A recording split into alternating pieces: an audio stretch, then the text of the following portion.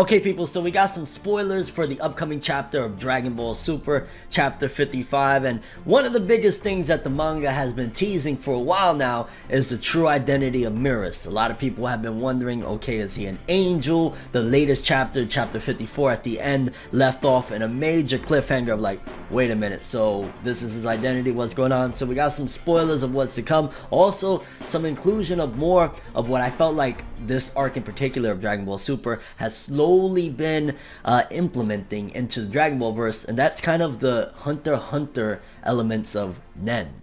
Let's talk about it. No matter how you move, get it done. No matter how you move, get it done. So as most of you know, the last chapter of Dragon Ball Super ended it off with Whis talking to the Grand Priest about Merus, his identity, and what's going on. And this chapter of Dragon Ball Super, the upcoming one, thankfully is not going to just trail off to something else. Seems as though that's going to be one very big element that is going to be addressed, and I'm really happy because this has been already teased for quite some time. Like, okay, what's his identity, what's going on? He was keeping things a secret for a little minute.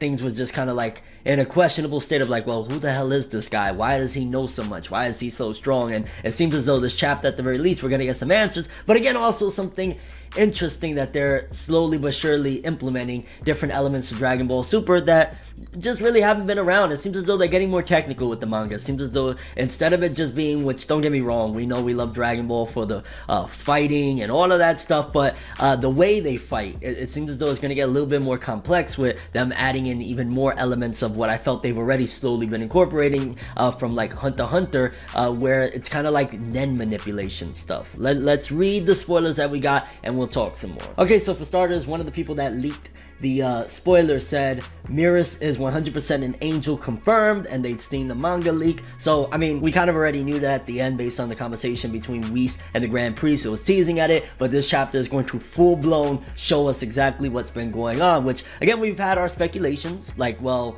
okay, if he's an angel, what the hell is he doing helping out people in Universe 7? Because of course we know angels aren't supposed to get involved in stuff, but it seems as though this chapter is going to 100% confirm that. But also we got more, because the person wrote, oh, they're related, lol, angels have that sort of punishment, I didn't know that. The same race of that nostalgic character makes an appearance. It's fine that they show up, but I guess everyone who is a part of that race is a narcissist, lol. I guess this is the first time that, and they put a kanji symbol from Hunter x Hunter, makes an appearance in Dragon Ball, huh? So let's dissect this a little bit. Oh, they're related. Maybe Merus is a cousin to Whis, because if it's saying, oh, they're related, I'm curious, like, well, related in what way, other than like, is it just that, oh, he's an angel, or like what's going on? Because it's going to be interesting to see how they incorporate all this, because I think if they were like straight up like brothers or something like that, Whis would have immediately said something. So the fact that he was like asking, well, what are the rules about angels and stuff like that, and he says, Merus, so if they're referring to, oh, they're related in terms of like Merus and him, maybe he's a cousin or something along the lines with that. That's going to be, or maybe he's like a long lost brother or something, I don't know, but that's going to be interesting to see what relation, if they're related,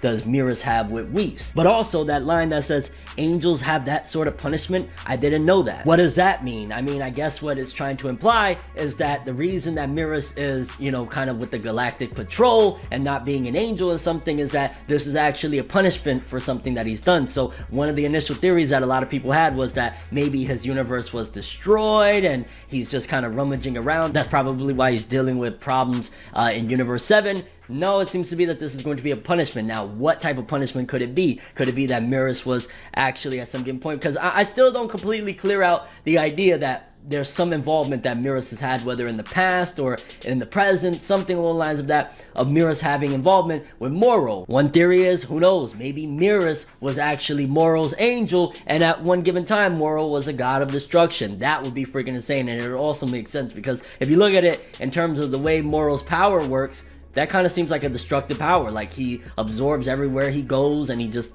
can destroy. Maybe he's a god of destruction that went off the rails, and Merus, if he was his angel at that given point, is punished for it. So there's an idea there, or it could be that Merus again had some involvement in the freeing of Moro. And then the same race of that nostalgic character makes an appearance. So I'm not sure what they're talking about. If they're talking about the angels or what's that. It's fine that they show, but I guess everybody who is a part of that race is a narcissist. So I'm imagining maybe another one of like the angels show up and it's kind of like an asshole, because we didn't get too, I mean, we got a little bit of all the angels that we got to see in the Tournament of Power, but this one could probably really blow open the doors to their their character and their personality and get more backstory on all of them, because just because we saw a little bit of them and them chatting at a tournament doesn't really mean we know the full extent of who these people are. And then lastly, I guess this is the first time that, again, kanji symbol, which I want to say that's a symbol for Nen, and we're gonna read exactly what that kanji symbol means, from Hunter x Hunter, makes an appearance in Dragon Ball, which I've been saying this already for a bit. Dragon Ball seems to be trying to spread its wings from just being about, you know, big ki blasts and throwing punches, and actually getting a little bit intricate with the fighting.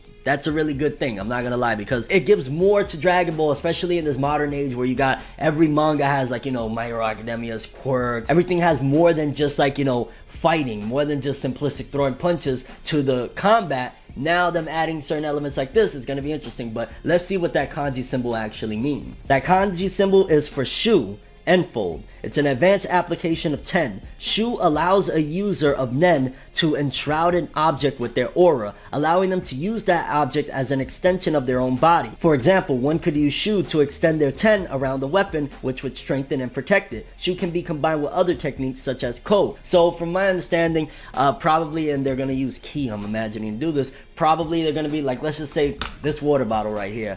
Take your Nen, or take, I guess, your Ki, in this instance, use Shu, so to speak, or whatever they're gonna call this technique, and now all of a sudden Goku can whack him and blow up a building with this bottle, depending on how much power he has. So that's what I'm imagining they're gonna be doing. I'm interested to see that, because to be honest with you, with the powers that we've seen, like with Vegeta, for example, what he's learning in Yardrat, I'm not too excited about it. I'll be real with you. Like the stuff that's going on in Yardrat with like the powers that Vegeta could potentially learn doesn't sound all that exciting, but maybe this is going to be an extra addition to everything that he's going to be learning. Again, I'm not sure exactly what part of the story, which characters is going to be learning this technique of basically powering up weapons as like extensions of your body. Like, I guess, for example, like let's just say Trunks. This would be a great power for Trunks, future Trunks anyway, to learn. He could take his sword, wrap his ki around it, and all of a sudden his sword goes from just like, you know, even though it was like Tapion sword, although that's not canon, whatever, he could turn his sword into a monstrosity of a beast that is just as strong as him. So them implementing that, that's a very, very good thing. Dragon Ball has been criticized for many, many years that, oh, ki blast, you know, what happened to the early days of the martial arts and the intricacies? Now they're implementing that. So this chapter looks like it's going to be a banger. We're gonna have stuff with Merus' identity, relations that he may have, the reasoning why he's not over there with all the angels, why he wasn't there. Like, because again, most of us was like, well, it would make sense. His universe maybe was destroyed or something. No, this is actually some sort of punishment that probably, I'm imagining, the Grand Priest gave to him for doing whatever he did. Again, what could that be? I'm curious what you guys think. What could be the punishment? And again, we will find out in a couple days when the chapter drops. What is the punishment that Merus had to make him go and become a part of the Galactic Patrol, and on top of that, do it kind of covertly, because I don't think the Galactic Patrol knows his true identity. Like, Jocko would have said something at that given point. Also, what are your thoughts on them implementing this new technique where basically they could take weapons and strengthen the weapons and use them as extensions of their body? Do you think that that's a good thing for Dragon Ball, considering the fact that it's been like, you know, big ki blast, Kamehameha, Big Bang attack for so long that now they're trying to, you know, shake it up a little bit? I think that's going to be interesting, especially for older people, because now, you know, watching Dragon Ball from youth till now, they know that a big core element of the Dragon Ball fan base is older people. And when we're watching and reading all these stories where the fights are so intricate and, you know, kind of complex and things like that, Dragon Ball sometimes is like, don't get me wrong, I love it for its simplicity, but it does look a little bit like you could make this a little bit more complex, a little more complicated than just simple, and I think that that's what they're trying to do. But again, we gotta wait and see. And do you think there's any connection at all with Merus and Moro? Like, was Moro an original god of destruction and Merus was his angel, and because Moro went off the rails, Merus was punished for that? Like, yo, you should have kept your man in check. And your overall thoughts and expectations for this upcoming chapter? This seems like it's gonna be a huge one. I'm excited for it.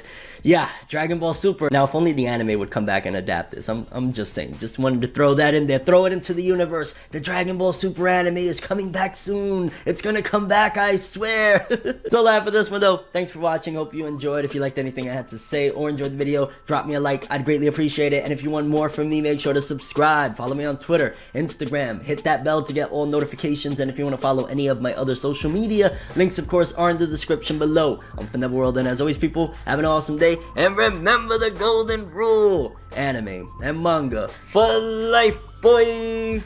Have an awesome day. Peace in. Enjoy the next ride, but I was the best ride.